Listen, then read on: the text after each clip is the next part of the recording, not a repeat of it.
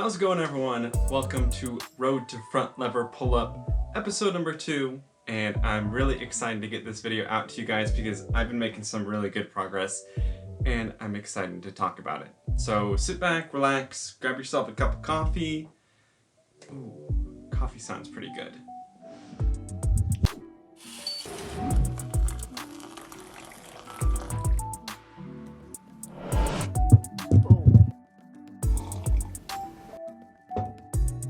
Alright, so a little refresher for anyone that hasn't seen the first episode of the series.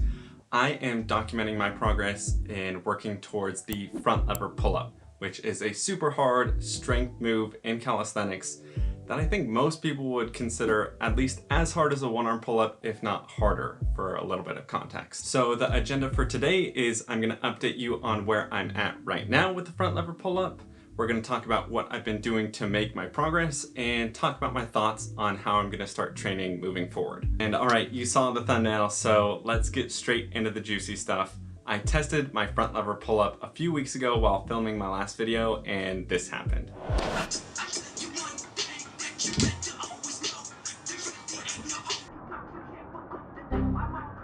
Now that's super exciting to see, but I honestly wouldn't say that I've achieved this goal yet. I didn't pass 90 degrees, which we said in the last video is one of the rules of this challenge. The goal for this challenge, for this road to front lever pull-up, is just going to be to get past that 90 degree, at least a little bit.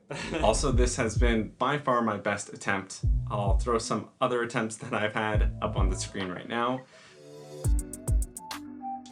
There was a few other things I was doing to make it easier, like bending at the knee and the hip and using some hip drive to make the whole thing a little bit easier. I would definitely say that I've made a lot of progress and it looks really good, but I'm not planning on slowing down at all. This is still my #1 goal, so you can keep expecting more episodes of the series.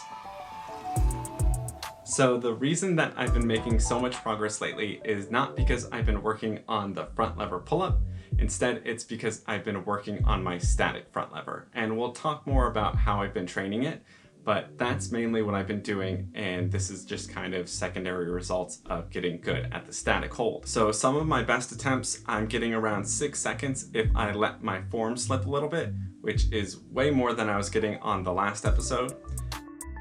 If I try and stay really strict on my form, I'm getting about 4 or 5 seconds on my static hold.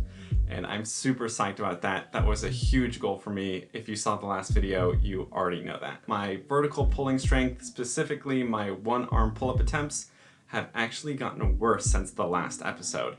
For some reason, I can't get off the ground at all with my one-arm pull-up anymore, but it kind of makes sense when we talk about how I've been training in a little bit. I almost forgot to test one thing, and that's my Adv Tuck Front Lever pull-ups. That's something that we're going to be testing through all of these episodes to kind of give a baseline of my strength. Last time, I think I got 4 or 5 to my waist.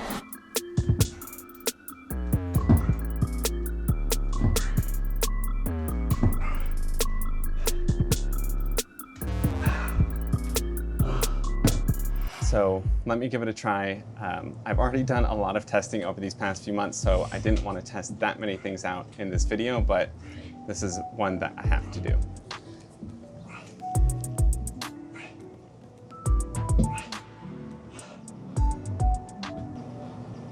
I don't know how many of those counted. I would say probably 7 or 8, which is definitely some good progress, but yeah, that's what it is.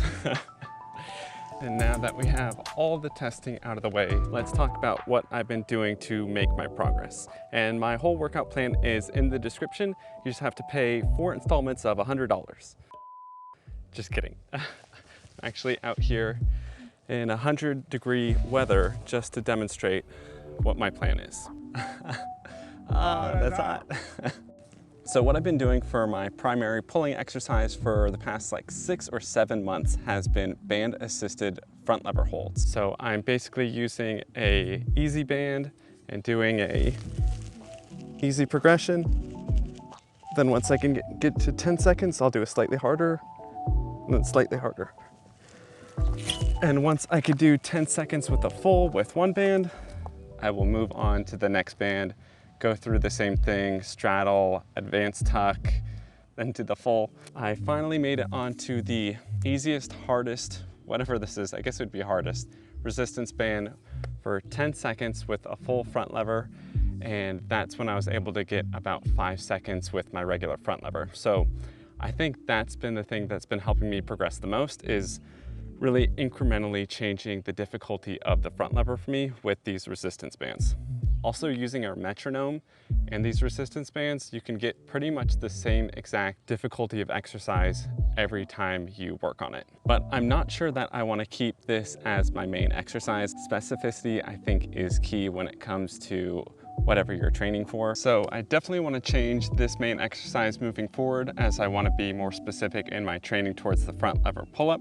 So I'm going to be doing some type of front lever pull-up, whether that be an advanced tuck like we showed earlier, or if it's going to be some type of resistance band assisted front lever pull-up. I don't completely love those. You can check my video about resistance bands for calisthenic skills to learn more about why I might not like them for this application. So my second and third exercises that I do for pulling are weighted pull-ups with a third of my body weight. And then after that, I go on to advanced tuck front lever holds for pretty much as long as I can hold it. And I like to switch up the grips that I'm using, like this.